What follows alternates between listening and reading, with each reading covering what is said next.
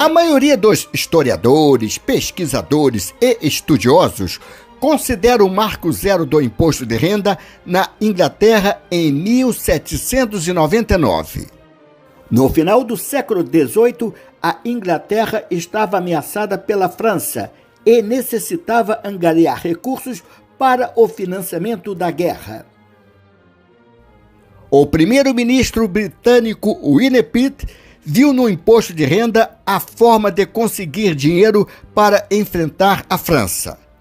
Dobrou as resistências inglesas e criou o primeiro tributo que considerava a renda como efetivamente a matéria tributária.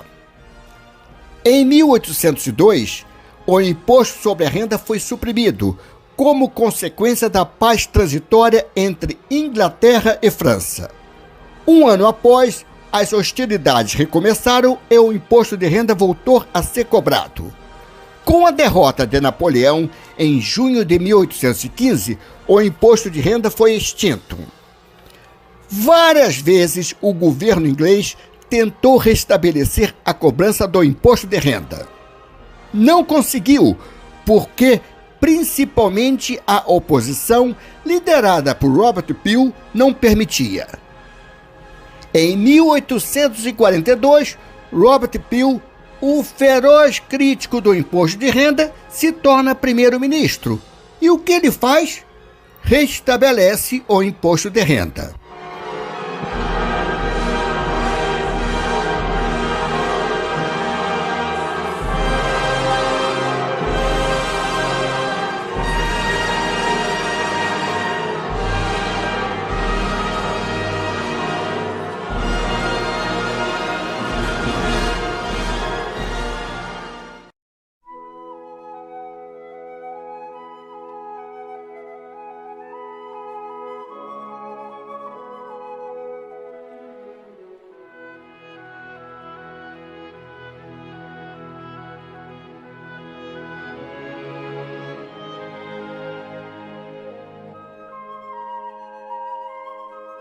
O imposto de renda foi instituído no Brasil em 31 de dezembro de 1922, por força da Lei nº 4.625.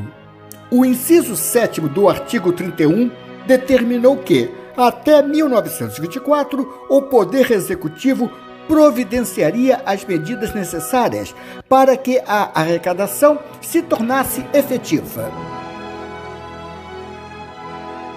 Foi criado um grupo de trabalho que ficou sob a responsabilidade de Souza Reis, que viria a ser o primeiro delegado-geral.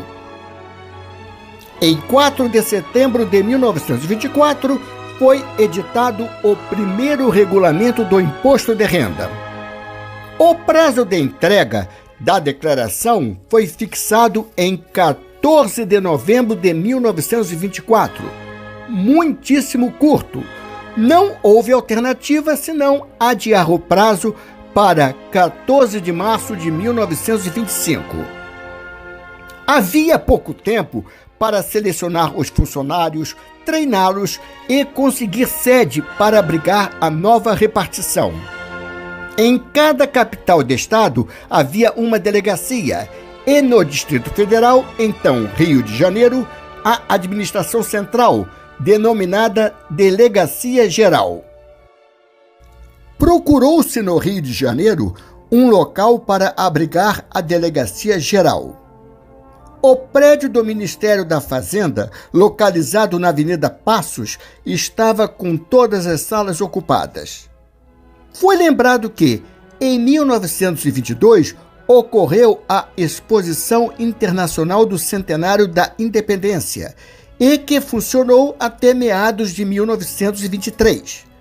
Alguns prédios estavam sem utilização e poderiam acolher a Delegacia Geral.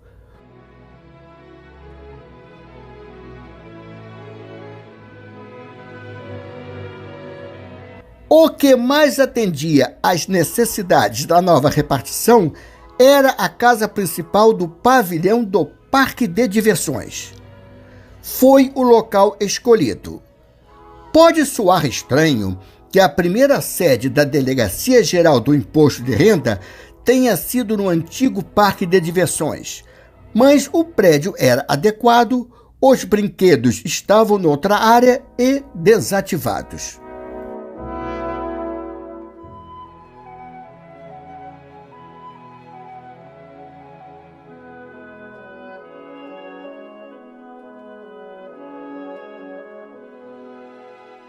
Interessante era que a Delegacia Geral do Imposto de Renda só se referia ao local como provisoriamente no pavilhão fronteiro à Casa de Misericórdia e nunca se referia ao antigo Parque de Diversões.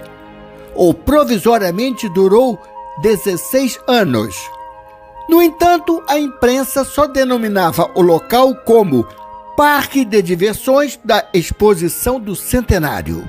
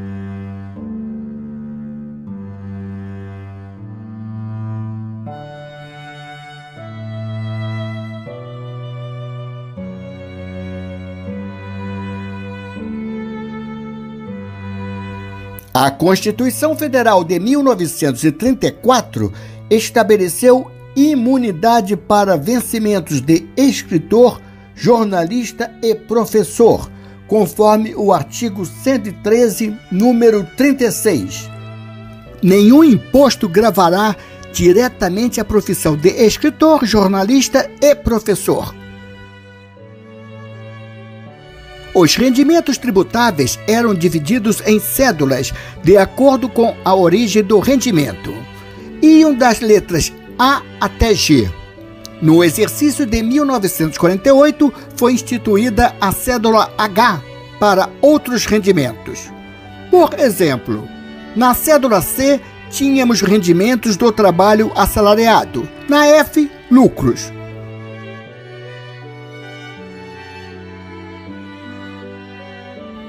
O total do imposto a pagar era a soma do imposto cedular com o imposto progressivo, também conhecido como imposto complementar. O imposto cedular era calculado sobre o rendimento líquido de cada cédula, rendimento bruto menos deduções. Para rendimentos do trabalho, a alíquota era menor e para rendimento de capital, maior.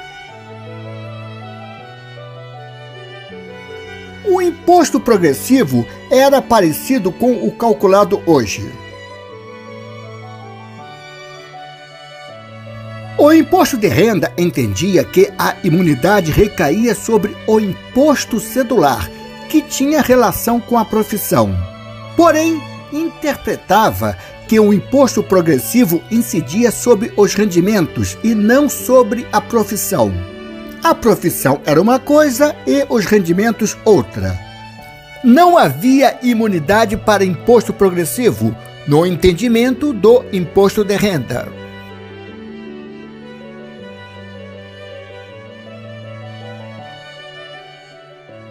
A questão foi polêmica e o debate durou muito tempo. Depois de anos, o Supremo Tribunal Federal considerou que o imposto progressivo dos vencimentos de escritor, jornalista e professor também gozavam de imunidade.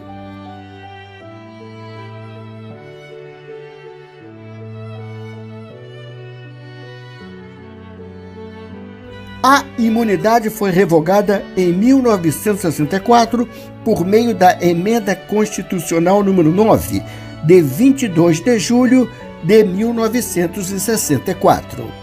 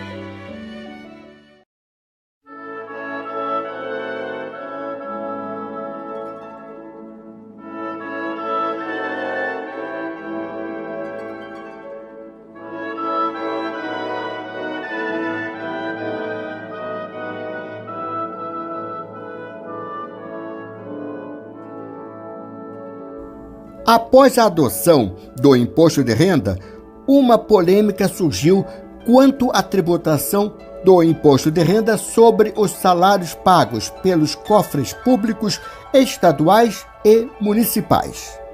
As instruções da Delegacia Geral do Imposto de Renda deixavam patente a imunidade das rendas dos funcionários públicos estaduais e municipais. Posteriormente, a renda dos servidores oriunda dos cofres públicos estaduais e municipais foi cobrada, de acordo com o novo entendimento da Delegacia Geral. Os contribuintes não se conformaram e ações judiciais foram impetradas. A discussão se arrastou por vários anos, chegando ao Supremo Tribunal Federal, que confirmou a inconstitucionalidade da cobrança. A não cobrança dos vencimentos dos funcionários públicos estaduais e municipais tinha respaldo numa interpretação do artigo 10 da Constituição vigente, a de 1891. Artigo 10. É proibido aos estados tributar bens e rendas federais ou serviços a cargo da União e reciprocamente. No final da década de 1930, em pleno Estado Novo, o governo editou o Decreto-Lei número 1564 de 1939, tratando da matéria e ignorou a soberania do Poder Judiciário. Decreto-Lei número 1564, de 5 de setembro de 1939. Confirma os textos da lei decretados pela União que sujeitaram ao imposto de renda os vencimentos pagos pelos cofres públicos estaduais e municipais. O presidente da República, usando da atribuição que lhe confere o artigo 180 da Constituição e para os efeitos do artigo 96, parágrafo, considerando que o Supremo Tribunal Federal declarou a inconstitucionalidade da incidência do imposto de renda decretado pela União no uso de sua competência privativa sobre os vencimentos pagos pelos cofres públicos estaduais e municipais? Considerando que essa decisão judiciária não consulta o interesse nacional e o princípio da divisão equitativa do ônus do imposto, decreta. Artigo único.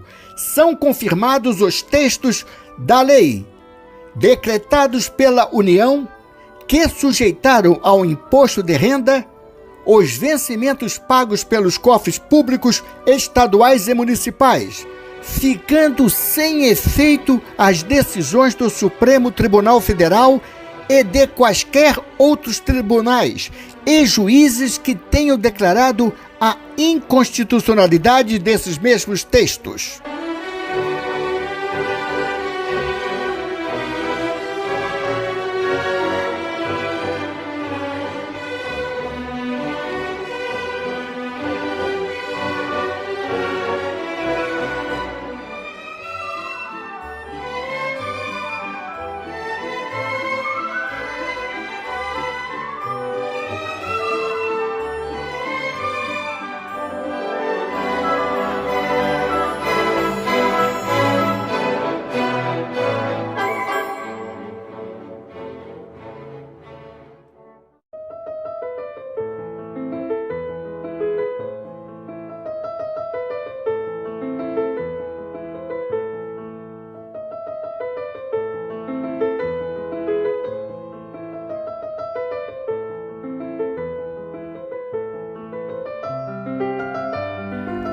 O Decreto-Lei número 3.200, de 19 de abril de 1941, instituiu uma série de medidas sobre a organização e proteção da família. Uma delas ficou conhecida como Imposto de Renda do Solteiro, embora não atingisse exclusivamente os solteiros. Os contribuintes do imposto de renda, solteiros ou viúvos sem filhos, maiores de 25 anos, pagavam o adicional de 15%, e os casados, também maiores de 25 anos, sem filho, pagavam o adicional de 10% sobre a importância a que estavam obrigados do mesmo imposto. Os contribuintes do imposto de renda, maiores de 45 anos, que tinham um só filho, pagavam o adicional de 5% sobre a importância do mesmo imposto a que estavam sujeitos. O objetivo do governo era incentivar a prole do contribuinte do imposto de renda, pois tinha mais recursos financeiros para dar uma boa educação.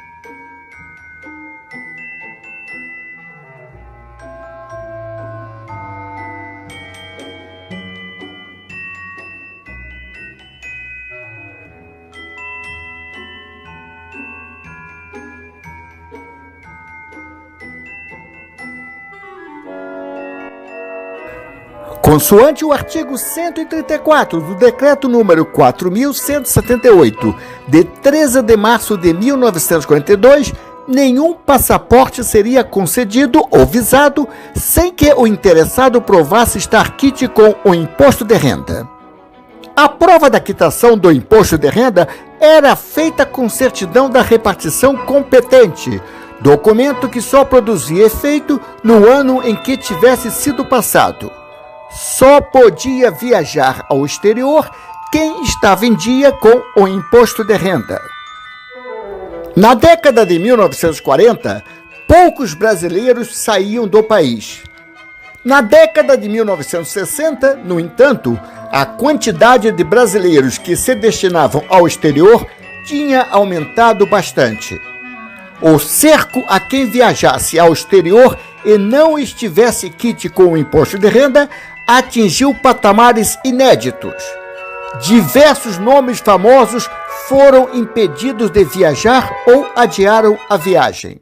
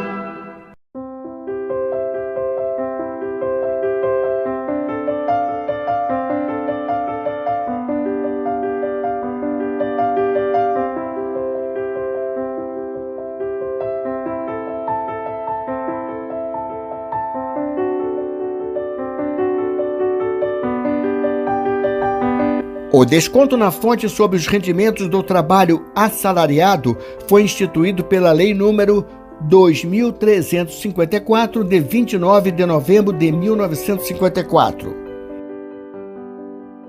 Incidia sobre rendimentos do trabalho provenientes do exercício de empregos, cargos ou funções entre 4.167 cruzeiros a 10.000 cruzeiros mensais.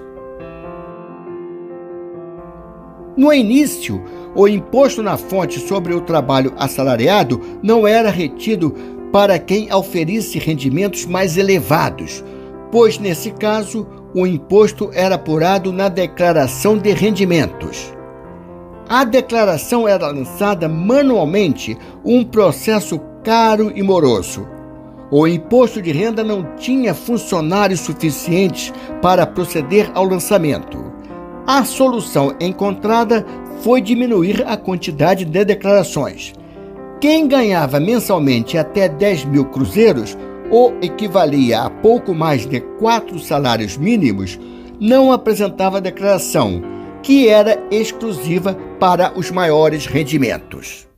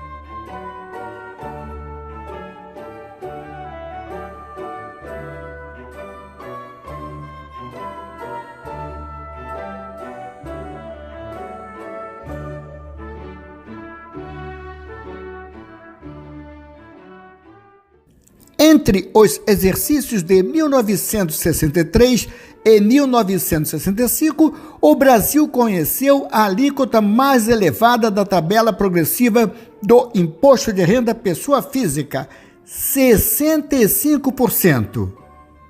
A tabela é motivo de debate e discussão, pois é importante para a arrecadação tributária e para se fazer justiça fiscal. Sobre a tabela, há afirmações verdadeiras e falsas. Vamos ver o que é fato e o que é lenda. Se forem criadas alíquotas mais elevadas na tabela progressiva, sempre será feita a justiça fiscal. Lenda: os rendimentos podem ser classificados em tributáveis, isentos e não tributáveis e sujeitos à tributação exclusiva e tributação definitiva. A tabela é aplicada para rendimentos tributáveis, onde estão incluídos os provenientes do trabalho. Nos rendimentos isentos temos, entre outros, lucros e dividendos. Entre os rendimentos sujeitos à tributação exclusiva temos as aplicações financeiras e, na tributação definitiva, ganhos de capital. A tabela progressiva é fundamental para se fazer justiça fiscal. Porém, se a alteração na tabela não for acompanhada de revisão dos rendimentos isentos e dos sujeitos à tributação exclusiva, só vai aumentar a diferença entre o imposto pago pelo trabalho ou pelo capital. O imposto de renda de aplicações financeiras e de ganhos de capital não é calculado pela tabela progressiva. O valor atual da isenção na tabela é muito baixo. Verdade. Em valores corrigidos, a isenção em 2019 é uma das mais baixas da história. Se compararmos a isenção de 2019 com a de 1996, observamos uma enorme defasagem.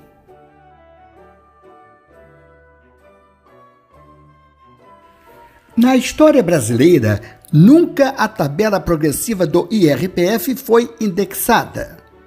Lenda: por força da Lei nº 3.898, de 19 de maio de 1961, os valores da tabela progressiva do IRPF foram indexados pelo salário mínimo.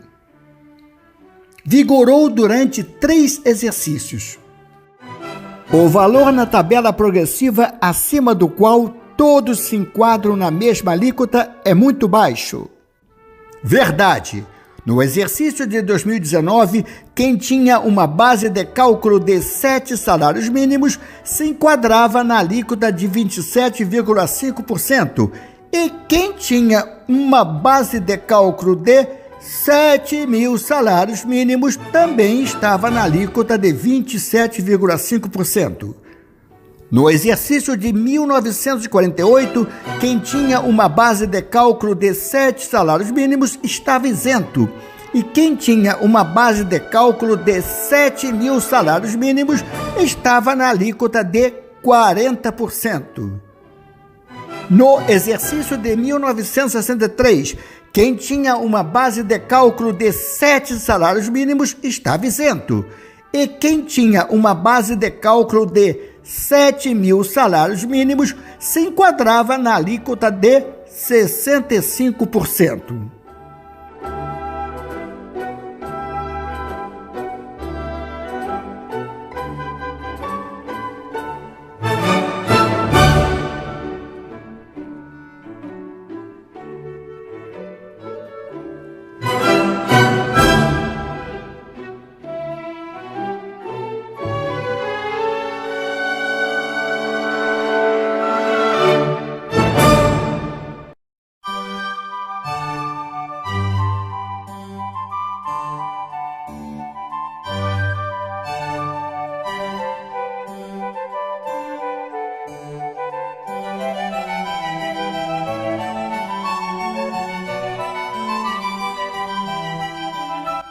Com a edição da Lei nº 4.357, de 16 de julho de 1964, começou, no imposto de renda, a política de incentivos fiscais, isto é, estimular os investimentos considerados de interesses econômico, social, cultural ou regional, permitindo que os contribuintes que fizessem as aplicações incentivadas pagassem menos imposto.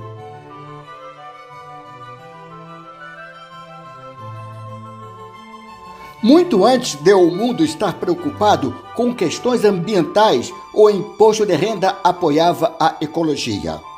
A Lei nº 5.106, de 2 de setembro de 1966, dispunha sobre incentivos fiscais concedidos a empreendimentos florestais. As importâncias empregadas em florestamento e reflorestamento podiam ser abatidas ou descontadas nas declarações de rendimentos das pessoas físicas e jurídicas, residentes ou domiciliadas no Brasil. Vigorou do exercício de 1967 até o exercício de 1981. Um incentivo fiscal conhecido foi o Certificado de Compra de Ações, criado por meio do Decreto-Lei número 157, de 10 de fevereiro de 1967. A partir da Declaração de Rendimentos do exercício de 1967 até o de 1983, foi facultado à pessoa física reduzir do imposto devido o valor aplicado na aquisição de ações. O objetivo era oferecer ao contribuinte a possibilidade de investir em compra de ações, com uma parte do dinheiro destinado ao pagamento do imposto de renda.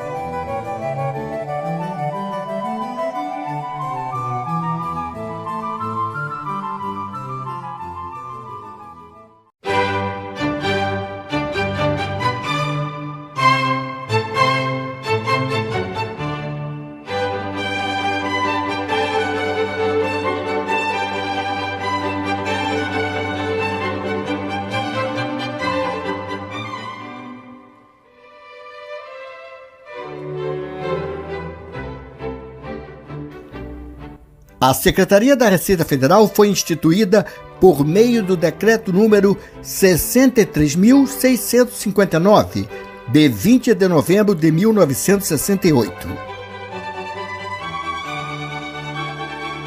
Em vez de divisão por tributos, a Receita Federal adotou uma nova estrutura sistêmica, conforme disposto no artigo 4º do Decreto número 63.659, de 1968.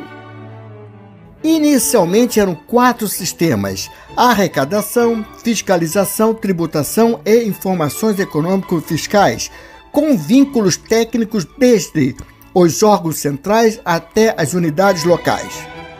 Com a Receita Federal, houve maior integração fisco-contribuinte, sem que se prejudicassem as atribuições regimentais.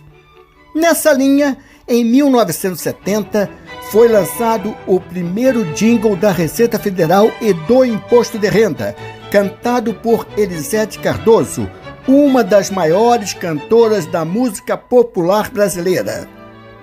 Vamos ouvir a música. Declare seu imposto de renda, atenda ao chamado de todo o Brasil.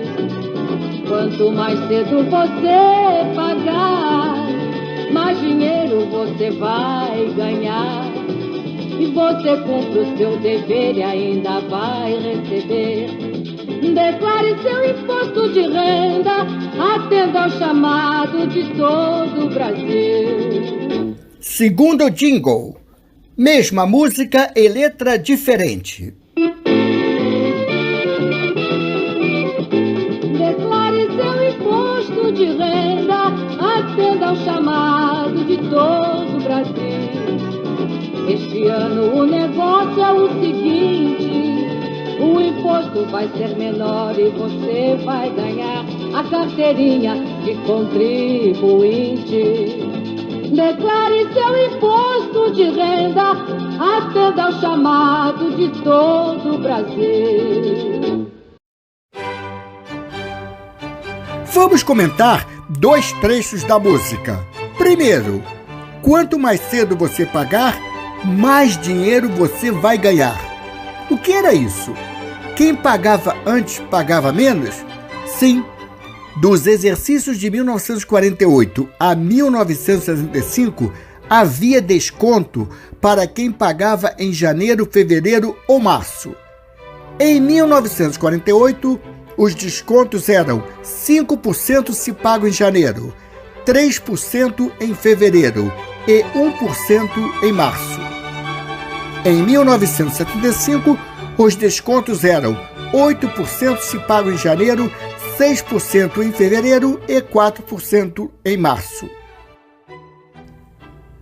O segundo comentário: você vai ganhar a carteirinha de contribuinte.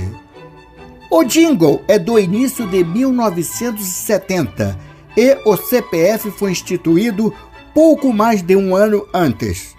A carteirinha a que se refere a letra era o SIC, Cartão de Identificação do Contribuinte, que, na época, a Receita Federal enviava por correio a todos os cadastrados. A Receita Federal teve duas identidades visuais. A primeira de 1971 e a atual de 2002. As duas imagens guardam semelhanças. Ambas têm um objeto circular ao centro, circundado por 4 figuras iguais. O objeto circular central representa a moeda como símbolo do tributo pago.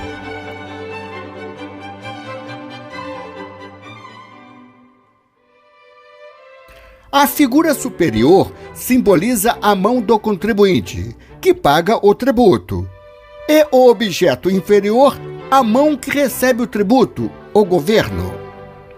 As 4 figuras juntas representam os 4 pontos cardeais para mostrar que o tributo é pago em todo o território nacional e que o processo é dinâmico, de forma que a mão de onde sai o dinheiro recebe a contrapartida em forma de benefícios sociais.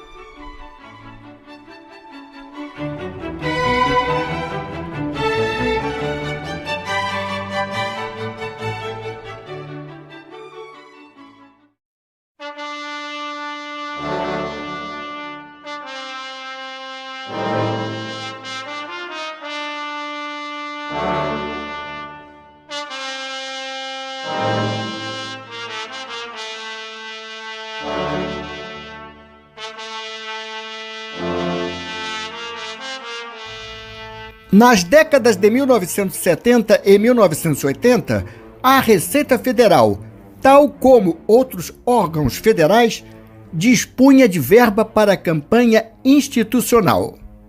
Na Receita, o grande usuário dessa verba era o Programa Imposto de Renda, PIR. No final de 1979, a agência de propaganda contratada pela Secretaria da Receita Federal preparava a campanha institucional para divulgar o Programa Imposto de Renda, PIR, do exercício de 1980, quando foi sugerido o leão como símbolo do PIR 1980. De início, a ideia teve reações diversas, mas mesmo assim a campanha foi lançada. A escolha do leão levou em consideração algumas de suas características.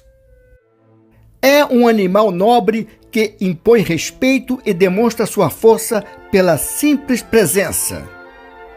É o rei dos animais, mas não ataca sem avisar. É justo. É leal. É manso, mas não é bobo. As peças publicitárias começaram a ser veiculadas no início de 1980. A campanha resultou de imediato numa identificação pela opinião pública do leão com o imposto de renda.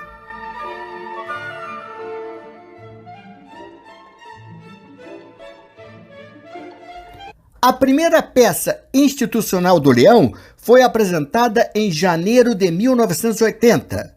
O objetivo era apresentar o leão ao contribuinte. Aparecia o domador abraçado com o leão. O projeto de divulgação previa correlação entre as propagandas apresentadas na imprensa escrita e na televisão. O filme veiculado em janeiro tinha o domador e o leão, tal como mostrado nos jornais e revistas.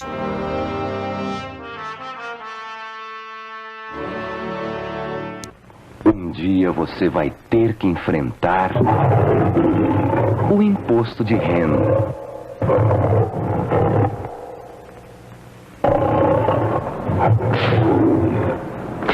Mas não precisa ter medo. Ninguém quer te arrancar um pedaço. Guarde os seus comprovantes de despesas, de investimentos e de retenção na fonte. Em fevereiro, você recebe o manual de instruções e os formulários. Faça a sua declaração com toda a calma. Você vai ver que o leão é manso e conhece o seu lugar. Em fevereiro de 1980, a Receita Federal distribuiu para os contribuintes manuais de orientação e formulários. A campanha mostrava o leão fazendo a entrega do material.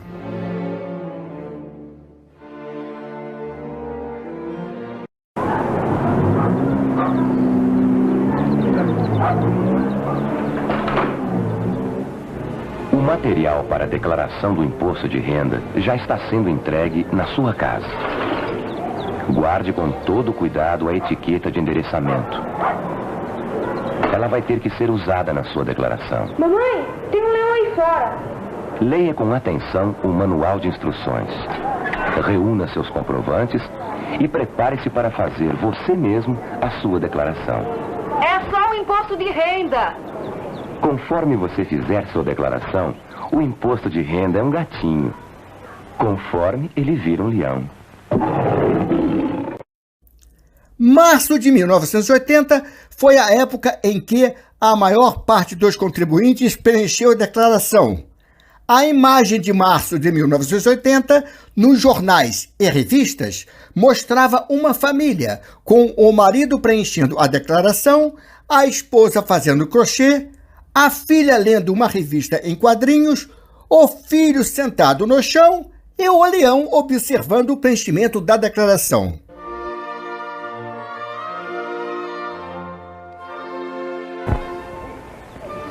Você pode pensar que o imposto de renda está de boca, prontinho para te arrancar um pedaço. Mas não é verdade. Leia com atenção o manual de instruções. Escolha o formulário adequado. Coloque a etiqueta. Assine corretamente e entregue a sua declaração em dia.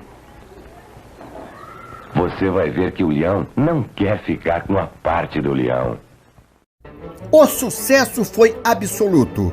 Em 10 anos foram realizados mais de 30 filmes.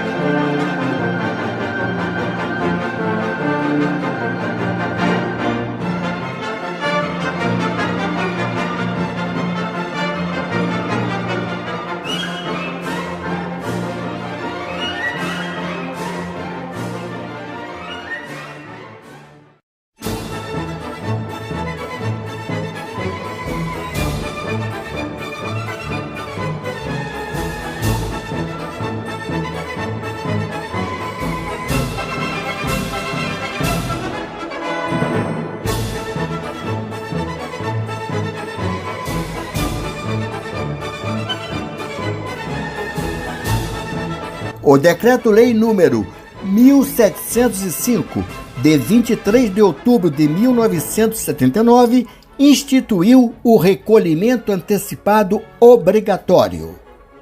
As pessoas físicas que recebessem de outra pessoa física rendimentos decorrentes do exercício sem vínculo empregatício de profissão legalmente regulamentada, bem como os decorrentes de locação, sublocação, arrendamento e subarrendamento de imóveis, deviam antecipar o pagamento do imposto.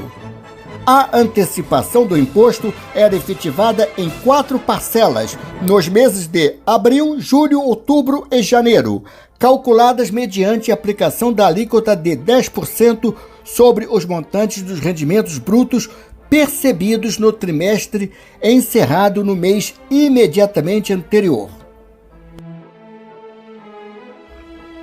As antecipações eram compensadas com o imposto devido na declaração do exercício correspondente ao ano base da percepção dos rendimentos.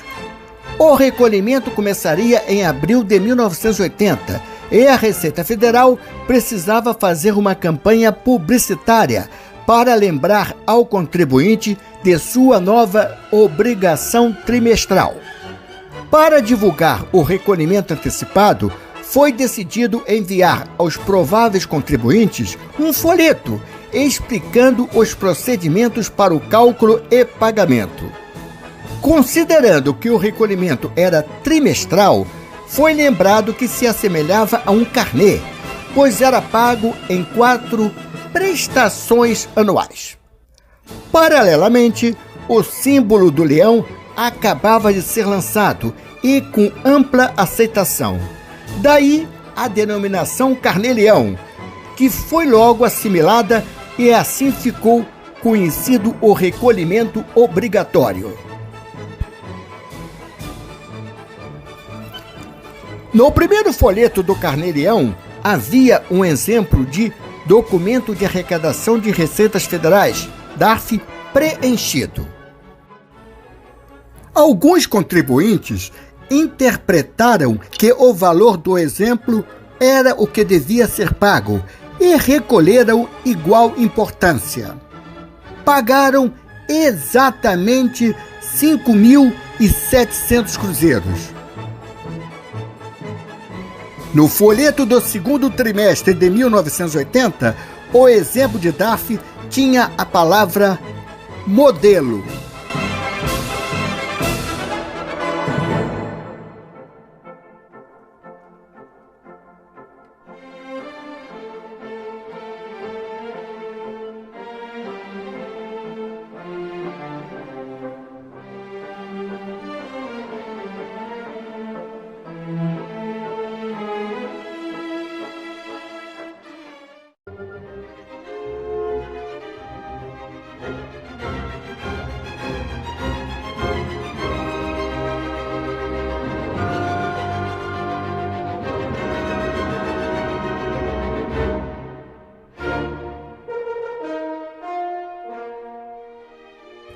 Até o advento da Lei número 7.713, de 22 de dezembro de 1988, o valor tributável na alienação de imóvel ou na alienação de participação societária devia ser oferecido à tributação por meio de uma das seguintes formas, à opção do contribuinte: inclusão na cédula H ou mediante aplicação da alíquota de 25% sobre os lucros apurados, sem direito a abatimentos e reduções por incentivos fiscais. Havia, inclusive, formulários próprios para a apuração: demonstrativo de apuração do lucro imobiliário, DALI,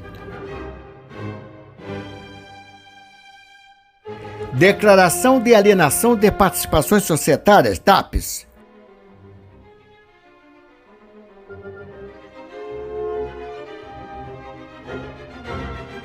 o bem móvel escapava da incidência tributária. A Lei número 7.713, de 1988, passou a tributar alienação de bem móvel e juntou apuração de lucro na alienação de imóvel, participação societária e móvel numa única expressão: ganhos de capital. Até então, a legislação do imposto de renda não se referia a ganhos de capital. O nome gerou certa confusão, pois muitos entenderam como ganhos de aplicações financeiras.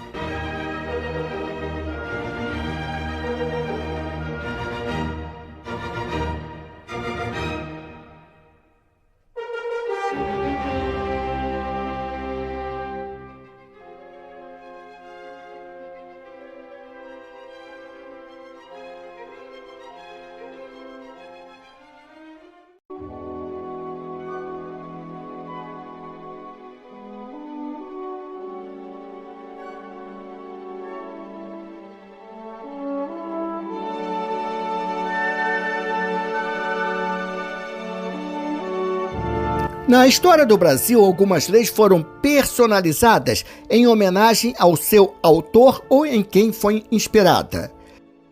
Em 1850, a Lei Eusébio de Queiroz, que proibiu o tráfico de escravos no Brasil, homenagem ao autor e então ministro da Justiça.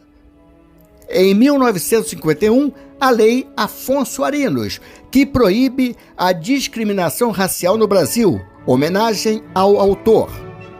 Em 2006, a Lei Maria da Penha, criada com o objetivo de punir com mais rigor os agressores contra a mulher no âmbito doméstico e familiar, em homenagem à vítima de violência doméstica durante 23 anos. Na trajetória do imposto de renda, apenas 2 leis foram personalizadas, curiosamente, ambas de incentivo à cultura. A Lei número 7.505, de 2 de julho de 1986, ficou conhecida como Lei Sarney, nome do presidente que a sancionou. Permitia abater da renda bruta os valores de doações, patrocínios e investimentos realizados a favor de pessoa jurídica de natureza cultural.